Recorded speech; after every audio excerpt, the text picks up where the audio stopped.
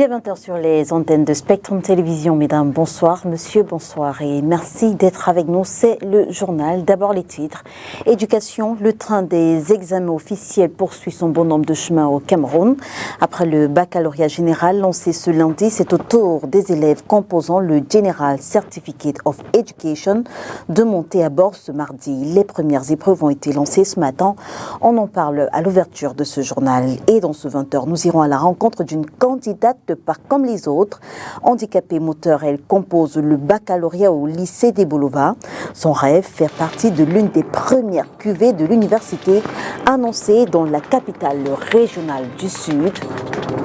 Voilà pour les titres. Mesdames, bonsoir. Monsieur, bonsoir et merci d'être avec nous. Votre 20h s'ouvre tout de suite en langue anglaise avec vous, la Donnette Ondissa.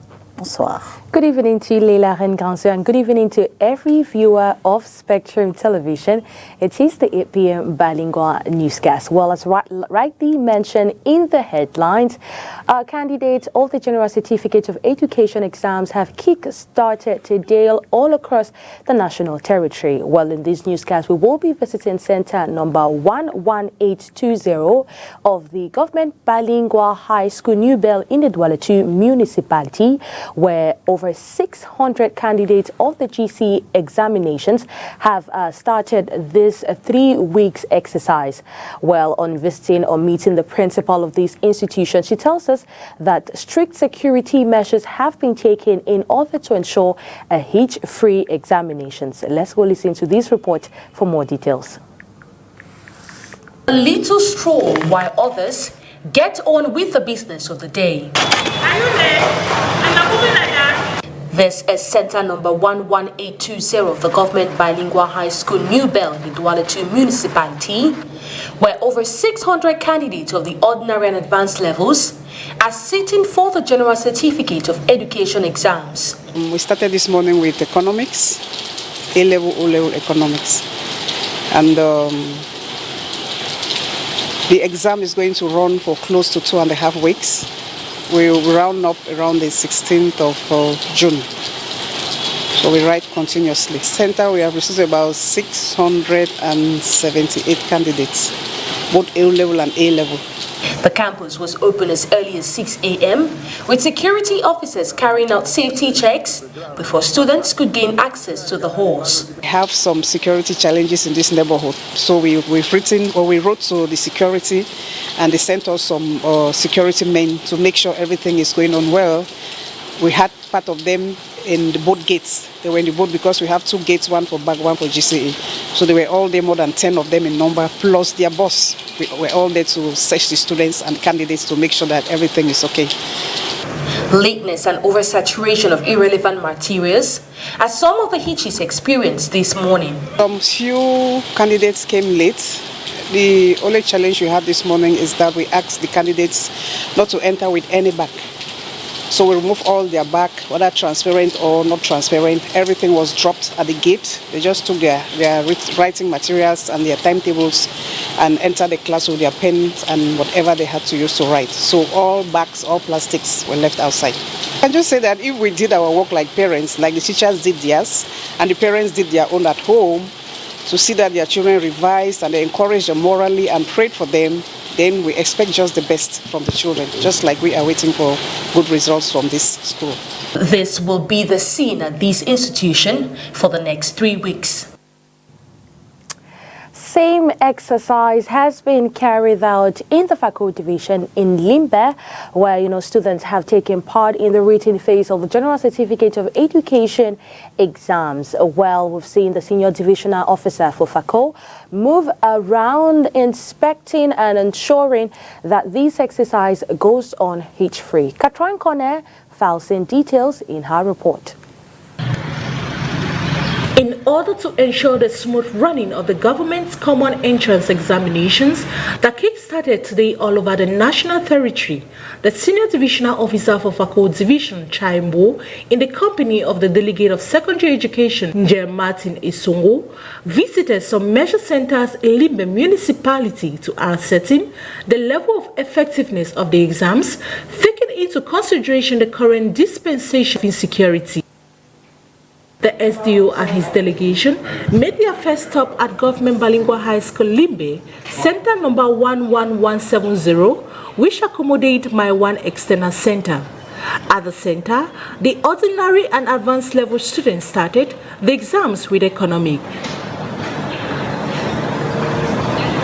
According to the principal of GBHS Limbe, who doubles as the chief of center, Limunga, a total number of 1,146 students are expected to sit in for the exams, with 695 students for the ordinary level and 451 students for the advanced level. She adds that GBHS Limbe harbors My One External, which is a feeder center with 2 schools and individual candidates, making a total of 419 candidates for both sessions of the exams. After making a tour around the GBHS examination center, the SDO headed to GHS Limbe, center number 11048, which harbors 2 external centers. A total of 2,059 students are expected to sit in for the exams, with 1,024 students for the ordinary level and 1,034 for the advanced level.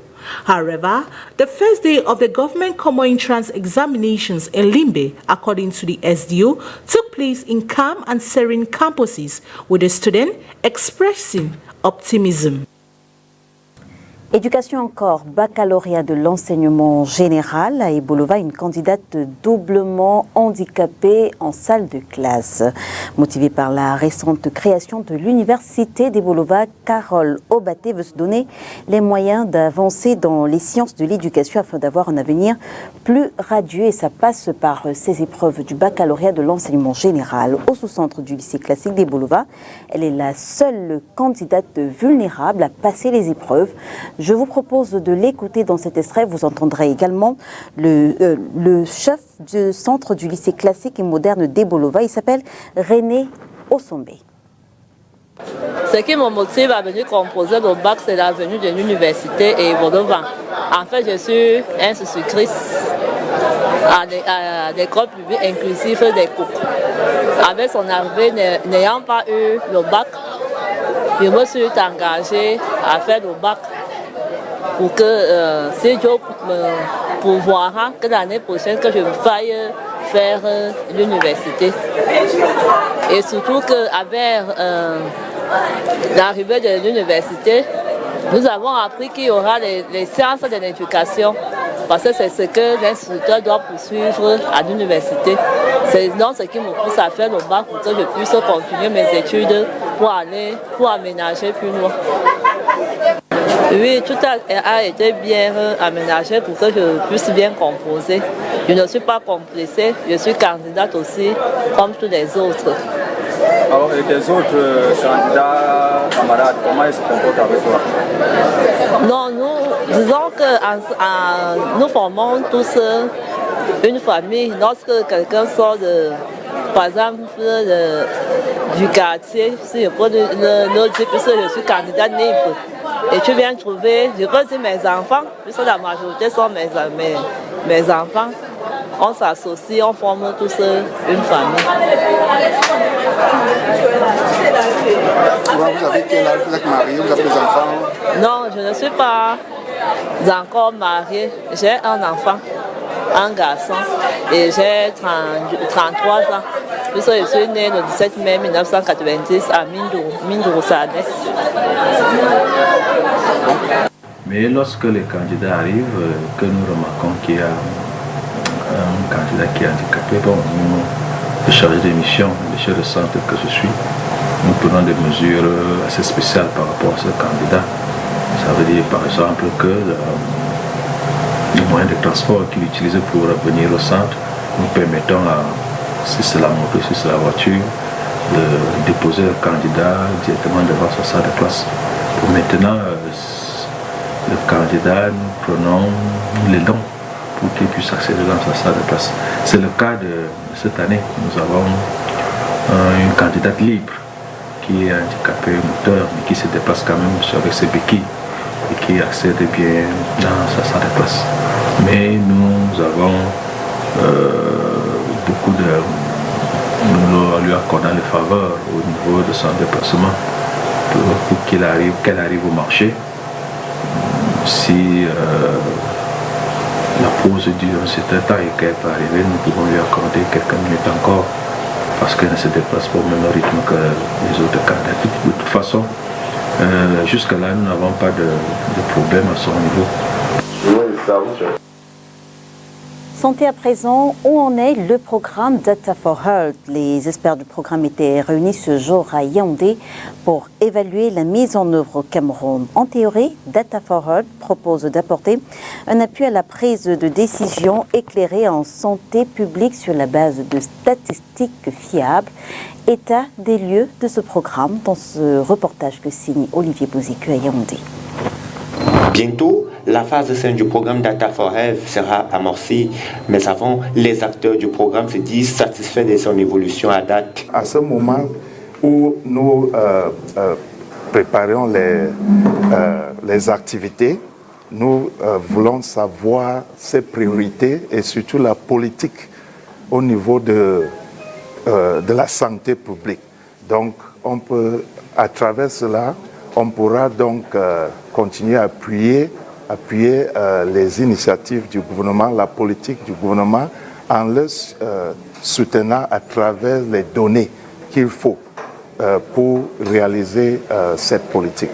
L'enjeu de cette restitution est non seulement communiquer sur le niveau d'implémentation du programme Data for Health au Cameroun, mais aussi sur les priorités du gouvernement à travers le ministère de la Santé dans l'avenir. Par exemple, pour la suivi ou le traitement des cancers, il faut savoir les différents types de cancers, il faut savoir la population qui est bien touchée par ces cancers. Donc je prends juste un exemple pour illustrer. Les données sont très nécessaires pour prendre les décisions sans faire des erreurs et pour orienter, disons, les ressources qui sont souvent rares. Lancée le 18 janvier 2021 par le ministre de la Santé publique, l'initiative Data for Health propose d'apporter un appui à la prise de décisions éclairées en santé publique sur la base des statistiques fiables et des données probantes. Elle vise également à renforcer la collecte et l'utilisation d'informations essentielles en matière de santé publique. Le programme financé par Bloomberg Philanthropie se déroulera jusqu'en 2025. Litige foncier après 10 colos, les populations de Colbon, c'est dans le Cam, réveillées ce samedi 27 mai par des bruits d'engins terrassant leurs terres. Interrogés, les acteurs disent exécuter une décision du gouverneur de la région du littoral. Bémol, le titre foncier indiqué sur le document administratif ne correspond pas au lieu où se déroulent les casses. Oriane Danquin pour plus de détails. Aucune route n'est en projet ici. Ces espaces qui ont subi la foudre d'une pelleteuse étaient des plantations. Ils ont déraciné le champ. À partir de là-bas, comme vous voyez là-bas, déraciné, emporté tout, couvert avec la terre, qu'on ne voit même plus bien les tiges même. Voilà les demi-tiges comme ça, là, comme vous voyez. Voilà. Ils ont amené ça. Tout le tarot qui était ici avec le macabo, c'est quelques tiges qui restent là-bas, comme vous voyez là-bas. Ils ont mélangé tout avec la terre. Les populations de Colbon, au lieu d'Imbengok, dans l'arrondissement de Yabassi, département du Nkam, sont aux abois. Elles ont été réveillées par des engins démolisseurs. Ceci serait une instruction du gouverneur de la région du littoral. Seulement, il est question des titres fonciers 097 et 098 bar Vouri, d'une superficie de 10 hectares, 6 au quartier Bassa, lieu dit Sokapalm. Si on a trompé le gouverneur, il ne connaît pas la situation réelle sur le terrain. Il ne connaît même pas l'endroit où ils sont venus travailler. On lui a trompé. Cette main n'est pas nouveau.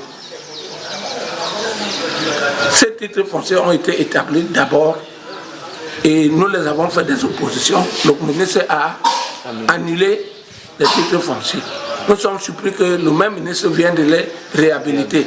D'où le lotissement forcé. À la base du litige, la famille Bisseron est celle détentrice de titres fonciers sur l'espace querellé.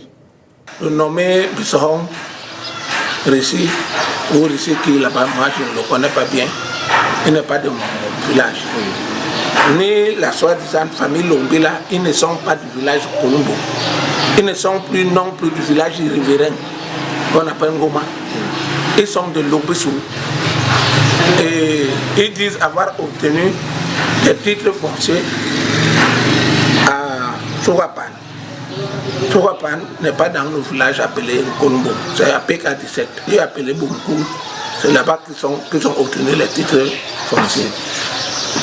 Je suis surpris qu'ils me disent que les coordonnées les envoient plutôt de ce côté. Ils n'ont jamais fait un lion un jour sur notre site pour qu'ils obtiennent des titres fonciers.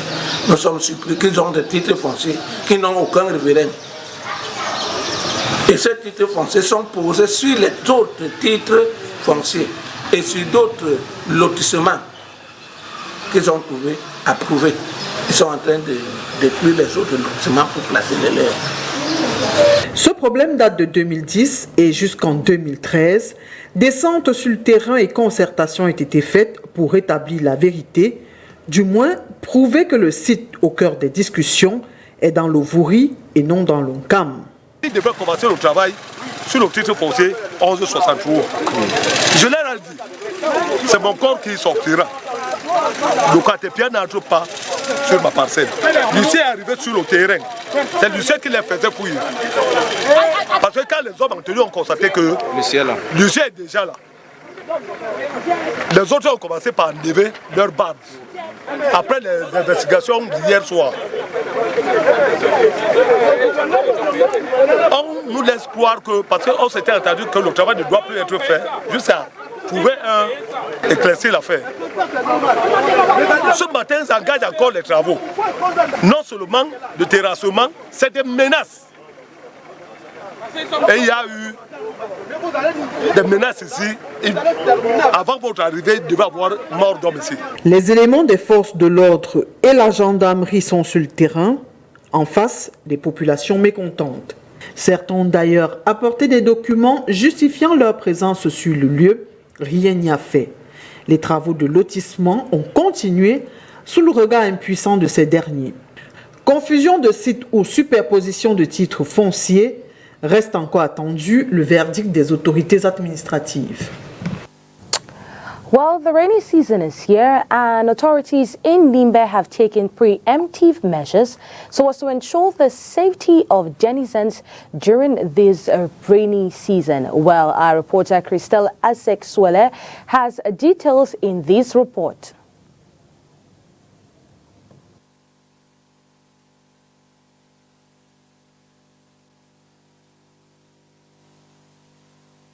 All over again, those images were, however, to police and custom officials that are reported dead in Mora in the Fano region following an attack by Boko Haram in the early hours of today morning. These were guards of the mixed checkpoint of Mora positioned in the entrance from Marwa. Gunfire ensued between both sides, killing these four with a civilian by name Lakama Gilbert.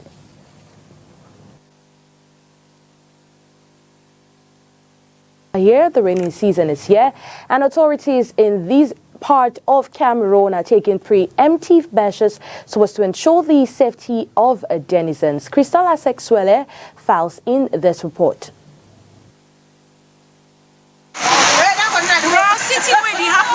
As the rainy season slowly creeps in, the Limbe City Mayor, Paul Efomenbole, is putting out measures to reduce the rate of floods in the city so as to ensure the city and its denizens are safe during this period. Because of flood, we are very, very sensitive with the flood situation in Limbe. Me and my team, we want to do everything possible to make sure that we can reduce the flood here in Limbe. But it's good for you to understand that the Jerim project is a project that is a partnership between the City Council and the French Corporation that is managed by the Chaskol, and we are here on the field to check the appropriate level of work so far that the project that the workers have arrived at. It is in this light that the city mayor along with his team have descended on the field to assess the level of river recalibration works ongoing at the Womingi and Jengele rivers. These works, it should be noted, fall within the Integrated Natural Risk Management Project, a partnership project between the Limbe City Council and the city of Colmar in France. It brings a kind of technical support to the City Council of Limbe City Council to carry out studies, to look for funds, and to realize developments Limbe needs in the case of this action to reduce the risk of flood in the Womingi catchment area. So we have the support of the French Development Agency, financial support of French Development Agency for this first phase, and then we hope to obtain more funds for the second phase, which will help to stabilize the banks of the river. After a thorough inspection of the work site by the mayor, championed by the project manager, the legendary coastal town of Friendship City mayor seems satisfied and impressed with the quality of works carried out. This project itself, this is the first phase. The first phase is to remove all the debris, deepening and widening of the waterway, and to destroy everything that is close to the bank water, so that machines that have to clean the waterway have access to clean the water properly. But this project is also, at the end of the day, it has created employment. Because we have employed the youth who are around this community to come and work in this project, and they have been paid. This project also has a package of ecological quality, because you see many people who have built around the site, the waterway, they built the toilet and kitchen. And you see, at the end of the day, we fight to make sure that we destroy them and we provide them a free toilet, ecological toilet that is going to be free of charges, about 40 toilets that we provide. You see, as we're talking about integrated, we understand that when we talk about toilet, we're talking about hygiene and sanitation. However, for the Limbe City mayor, his principal mission after taking office has been to ensure the systematic development of the town, plus the well-being of the population. Et avec VOA, on fait à présent le round-up de l'actualité africaine. Au Burkina Faso, le Premier ministre Apollinaire Kyelem de Tabela a estimé mardi devant le Parlement qu'il n'y a pas de négociation possible avec les hordes terroristes qui ciblent le pays depuis 2015. Il a réaffirmé la volonté du gouvernement d'augmenter le nombre de supplétifs dans l'armée. Au Sénégal, l'opposant Ousmane Sonko est sorti de son silence dans la nuit de lundi à mardi pour se dire séquestré par les forces de sécurité. Il appelle ses compatriotes à se lever comme un seul homme, parlant d'un mouvement de résistance nationale au nom de la défense de la démocratie et des libertés. Au Cameroun, des assaillants non identifiés ont tué 2 douaniers, un policier et un civil lors d'une attaque nocturne contre un poste de sécurité dans le nord du pays, a indiqué mardi le maire de la ville de Mora, à environ 30 km de la frontière avec le Nigeria.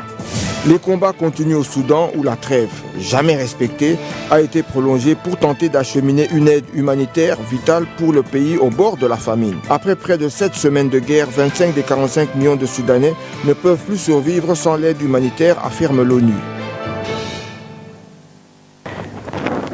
Rideau sur le 20h, mesdames et messieurs, merci de nous avoir suivis. On se retrouve dès demain, 20h sur les antennes de Spectrum Télévision, si bien sûr Dieu le veut. Bonsoir. Bonsoir à vous, la Donnette Tondé. Bonsoir à vous, Leila Renganze. And good evening to you all you viewers of Spectrum Television. Have a wonderful night in the company of our program. See you tomorrow, same time, same station.